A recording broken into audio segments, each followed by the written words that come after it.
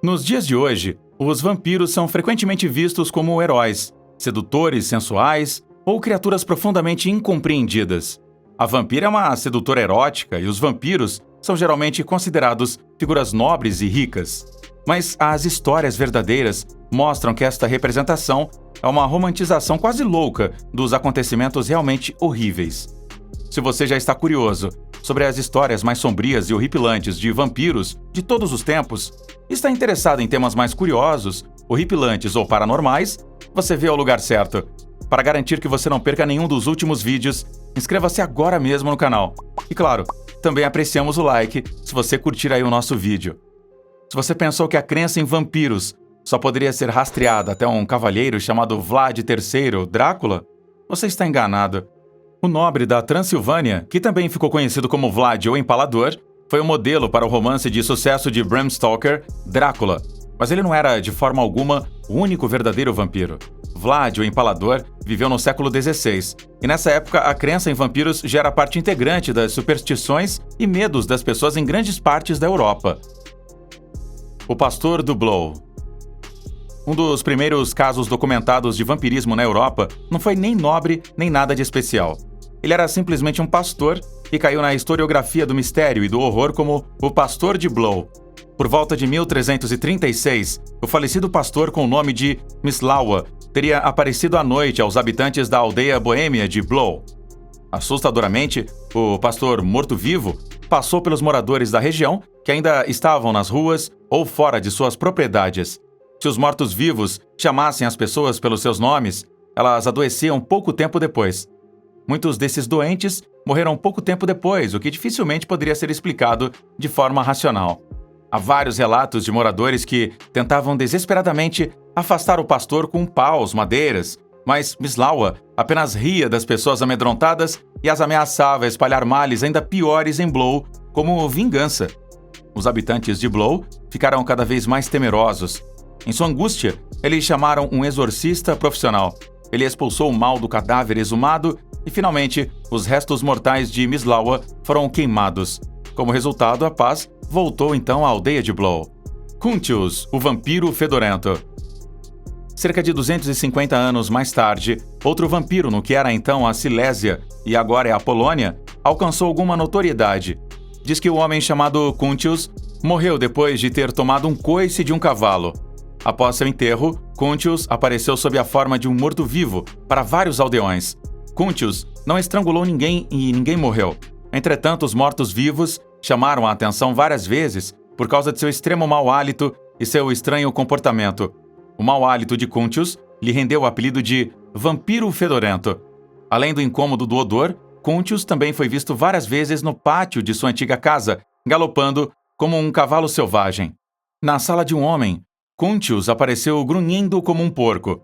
Quando o estranho vampiro finalmente mordeu a perna de um camponês, os moradores puseram fim à assombração. O corpo de Kuntius foi retirado de seu túmulo. No processo, os aldeões notaram que, semanas após a morte de Kuntius, o cadáver parecia surpreendentemente bem. A pele era macia, as articulações eram flexíveis e o sangue fresco saía de uma veia aberta nas pernas. O corpo de Kuntius foi então incinerado, os ossos triturados e as cinzas espalhadas em uma área sagrada. Depois disso, Kuntius nunca mais foi visto. Elizabeth Bathory. Além de Vlad o Empalador, a nobreza da Europa Oriental conheceu outra vampira feminina que entrou para a história. Elizabeth Bathory provinha de uma boa família e era uma jovem educada e inteligente.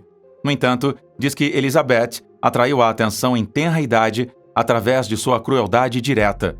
Quando ela se casou em 1574, aos 14 anos, com o conde Franz Nasdad de Fogarasford, que era 5 anos mais velho, diz que ela logo começou a atormentar jovens e insignificantes criados em sua corte. Quando seu marido morreu, diz que Elizabeth liderou um reino de terror sangrento em seu castelo, compartilhado em Katice, na Eslovênia atual. O ódio de Elizabeth ainda era dirigido contra as mulheres jovens. Depois que mais e mais criados desapareceram ou morreram em circunstâncias misteriosas, diz que algumas pessoas da corte de Elizabeth informaram o arquiduque austríaco Matias e lhe pediram para intervir. Após uma busca no castelo, havia de fato sinais de que Elizabeth havia assassinado cruelmente os jovens servos e tinha auxílio para isso. Vários criados do círculo da condessa, a enfermeira dos filhos, a camareira e uma lavadeira foram interrogados e considerados culpados de cumplicidade. Os criados foram queimados na fogueira, decapitados ou morreram sob tortura. A própria condessa foi poupada contra o protesto feroz de outros nobres e moradores da área, e em vez da justa pena de morte, só foi dada prisão perpétua no castelo. Foi somente mais tarde que começaram a circular rumores de que a condessa Bathory não só havia matado as mulheres por puro desejo assassino, mas também usou o sangue das vítimas virgens consistentemente para rituais de beleza e banhos. Este amor pelo sangue acabou rendendo à mulher, que agiu cruelmente durante sua vida, o apelido de Condessa de Sangue, ou também de Vampira. Peter Plogojovich. Entre os vampiros mais famosos do início da Era Moderna estava o camponês sérvio Peter Plogojovich. Em 1725, o homem morreu com a idade abençoada de 62 anos, pelos padrões da época. Após a morte de Peter, várias pessoas do vilarejo do fazendeiro adoeceram de repente com uma estranha doença. Todos os afetados alegaram ter sido atormentados e estrangulados por Peter durante a noite. Quando alguns dos doentes morreram, os funcionários do vilarejo decidiram abrir o túmulo de Peter. Para o espanto do povo, o cadáver parecia surpreendentemente bem, mostrando o crescimento de unhas e cabelos e tinha sangue fresco na boca. Quando a descoberta se tornou pública, um representante do governo austríaco viajou para o vilarejo de Kisilova. O oficial confirmou a condição extraordinária do corpo e, finalmente, permitiu que uma estaca fosse espetada no coração do morto Peter e que o cadáver fosse incinerado em seguida. Em seu relatório, o reitor Cameron Frombald registrou que, embora não acreditasse que o morto fosse realmente um vampiro, ele permitiu o procedimento a fim de acalmar o alvoroço e o medo dos moradores do vilarejo. De fato, cerca de 200 anos depois, descobriu-se que sinais como os descritos pelos moradores podem ser fenômenos muito comuns no curso dos processos de decomposição. Quando acontece o rigor mortis, a rigidez cadavérica, a pele do cadáver pode parecer macia, fresca e rosada novamente por algum tempo. Vazamento de sangue da boca é normal, assim como a aparência de que o cabelo e as unhas cresceram. Na verdade, estas podem ser ilusões ópticas porque os leitos das unhas regrediram e as camadas de gordura da pele já afundaram tanto que os cabelos escondidos nas raízes começam então a nascer. Arnold Paoli. Pouco tempo depois, a história do vampiro Arnold Paoli foi muito semelhante. Durante a sua vida, ele foi um soldado sérvio. Após seu serviço militar, ele se casou e se estabeleceu como fazendeiro. Em sua cidade natal de Medvedga, Paoli chamou a atenção porque ele adorava espalhar histórias de mortos-vivos e vinganças demoníacas. Diz que o próprio Paoli testemunhou o vampirismo e as pessoas ressuscitando dos mortos enquanto servia no exército otomano. Paoli morreu inesperadamente em 1732, quando caiu de seu carrinho de feno. Pouco depois de sua morte, o fazendeiro e ex-soldado apareceu a vários aldeões.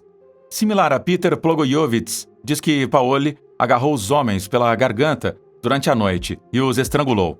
Pouco tempo depois, vários daqueles estrangulados à noite morreram de causas desconhecidas. Paoli, que vivia como um camponês no território do Império Austro-Húngaro, foi exumado e examinado por comissários chamados de Viena. Mais uma vez, as testemunhas notaram que o cadáver, surpreendentemente, não mostrava sinais de decomposição, mas vestígios do crescimento das unhas e dos bigodes, assim como sangue fresco na boca. O médico responsável de Viena finalmente permitiu que os corpos de Paoli e todas as suas vítimas fossem empalados e queimados. Através dos relatórios dos comissários austríacos, as histórias chegaram rapidamente a Viena e à Alemanha. Lá, os casos de Paoli e Plogojovich desencadearam uma discussão acalorada sobre a natureza dos vampiros e também discussões acirradas entre os representantes da Igreja. Cemitério de vampiros Drawsko-Pomorskie. Na cidade polonesa de Drawsko-Pomorskie, não muito tempo atrás, arqueólogos desenterraram um antigo cemitério, que chegou às manchetes como o Cemitério dos Vampiros. Um total de 6 cadáveres tinham sido fixados em suas sepulturas com pregos de ferro e estacas de madeira. E como se isso não fosse suficiente, os cadáveres também usavam foices no pescoço.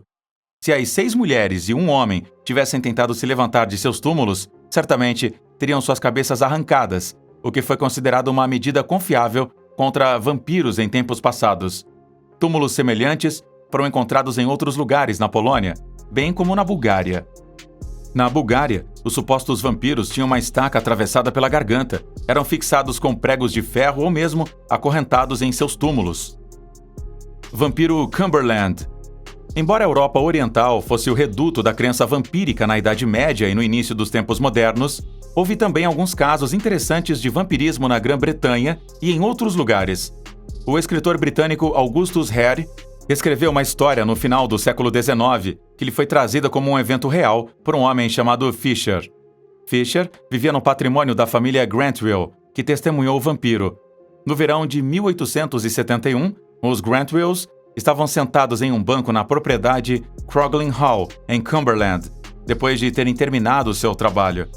De repente, diz que sua filha, Amelia Granville, diz que coisas estranhas estavam para acontecer.